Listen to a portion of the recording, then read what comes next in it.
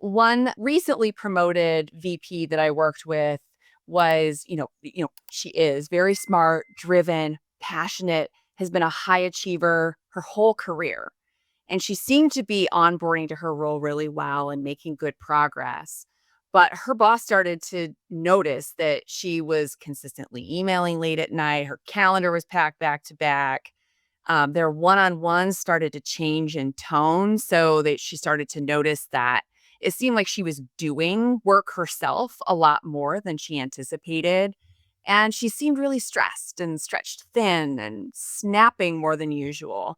And so that's when, they both started to realize that there was a problem. And if they didn't do something different, she was at risk for burnout.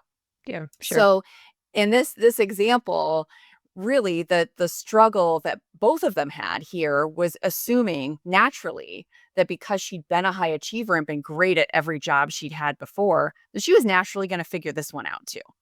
But without help and communication, it became a challenge. So let me just, I want to just say I'm impressed with the boss because, Yes. a lot of bosses aren't paying that level of detail, Yeah. attention. And then instead of just assuming like the worst about her, they actually kind of thoughtfully put it together and are like, oh, this person is like struggling. They're not usually all that curious. They just think you're screwing up. Yeah. That can So, happen. That can happen. but Yeah. yeah. So, what did they do to try to resolve that? Yeah. So they really needed to hit the reset button on what success looked like together. And, what does an ideal VP look like in their company? Like what skills and behaviors are needed, not just what technical skills, right? Like I think that's one thing people get stuck on because I'm technically great. That means I can lead too. And so that's a big shift that this person needed to make as they stepped into this more senior role.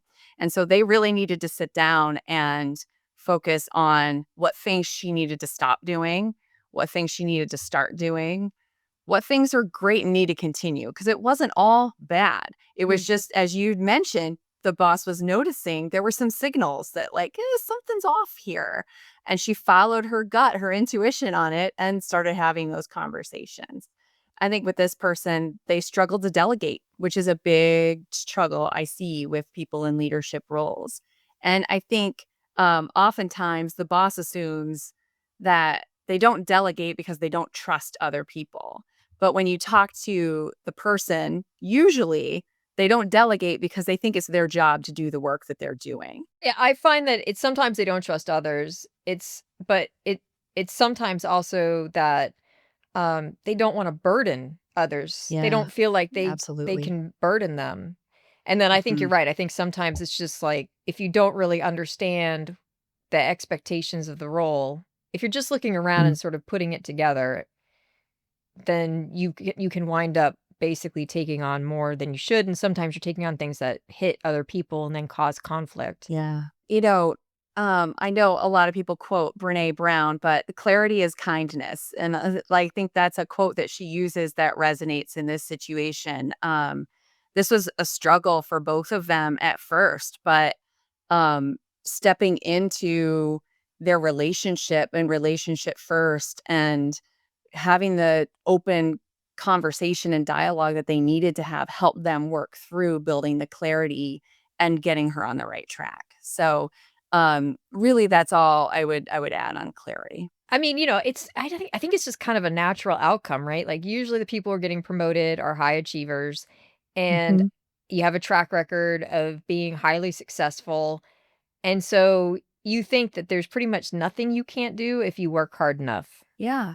And that confidence is really important to have when moving into a new Sure, role. sure, Yeah. and I think that it's great, but that doesn't mean that's the most efficient or effective path. Yeah. Or the one that's gonna feel as good. At the end of the day, you're gonna remember how you felt moving into that new role.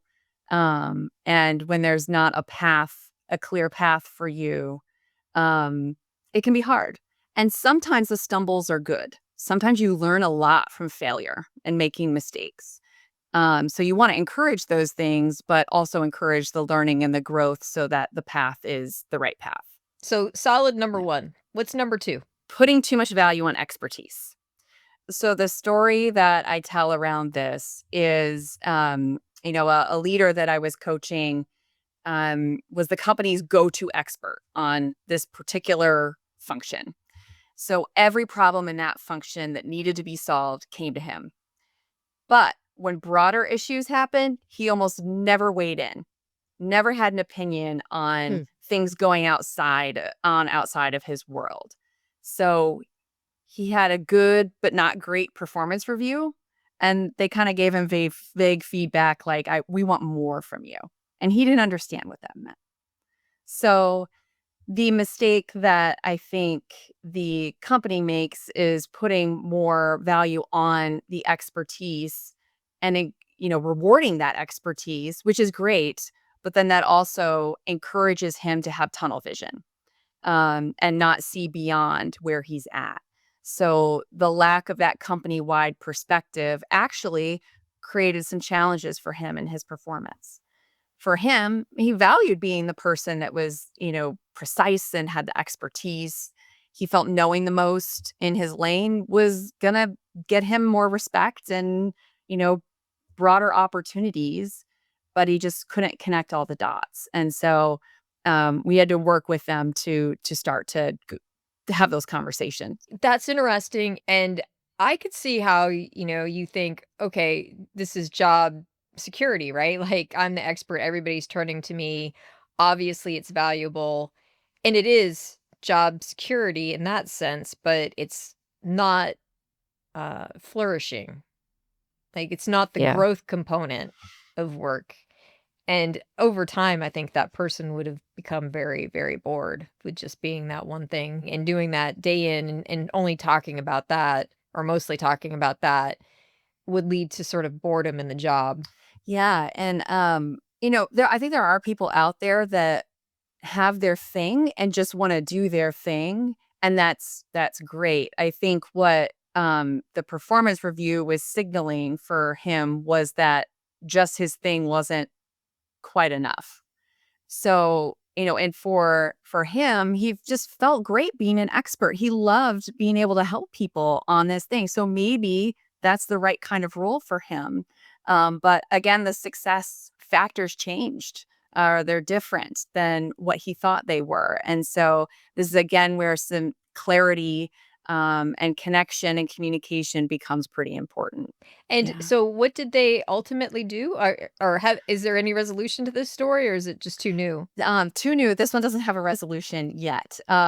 However, I know in the work that I'm doing with the employee that, one of the fears that has come up is visibility. So, I think there are some feelings about politics. Um, and, do I need to play politics?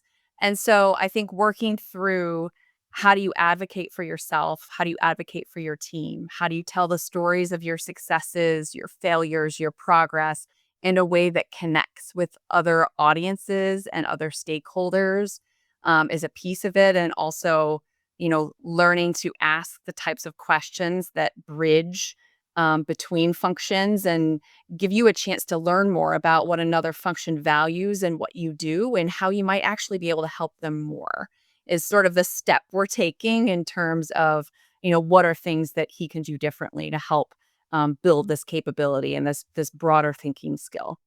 Do you think, because you just made me curious about this, do you think that one of the reasons why he focused on the expertise uh, is because it was central to his team and it just felt safer than going external to his team? Yeah, I do. And I think it's the visibility piece is what makes me feel that way. Like he thinks the most important thing in a company is for everybody to have expertise and to do their part. Um and so stepping outside of that part feels like it's not his job to him, right? Like, it feels like it's not valuable work to him. Like, he'd much rather focus on the work. So Okay. there's a comfort level with it, maybe some assumptions, beliefs he has about how work should happen, and how you should be successful in an organization that are at play. But the visibility is something that he's really struggling with.